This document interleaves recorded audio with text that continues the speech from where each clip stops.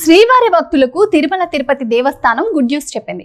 ఏడుకొండలవాడి దర్శనం కోసం భక్తులను దృష్టిలో పెట్టుకుని ఏప్రిల్ నెల దర్శనం ఆర్జిత సేవ టికెట్ల కోట షెడ్యూల్ ను టీటీడీ ప్రకటించింది. జనవరి 18 నుంచి 27 వరకు భక్తులు ఆన్లైన్ లో నమోదు చేసుకునేందుకు అవకాశం కల్పించింది. సుప్రభాతం, తోమల, అర్చన, అష్టదళ, పాద పద్మారాధన సేవలు ఆన్లైన్ లక్కీ డిప్ కోసం ఈ నెల 18న ఉదయం 10 గంటల నుంచి 20న ఉదయం 10 గంటల వరకు నమోదు చేసుకోవచ్చు.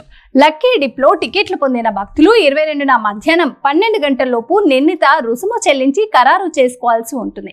కళ్యాణోత్సవం, ఆర్జిత బ్రహ్మోత్సవం సేవ టికెట్లను 22న ఉదయం 10 గంటలకు, వర్చువల్ సేవ టికెట్లను 22న మధ్యాహ్నం 3 గంటలకు విడుదల చేయనున్నారు.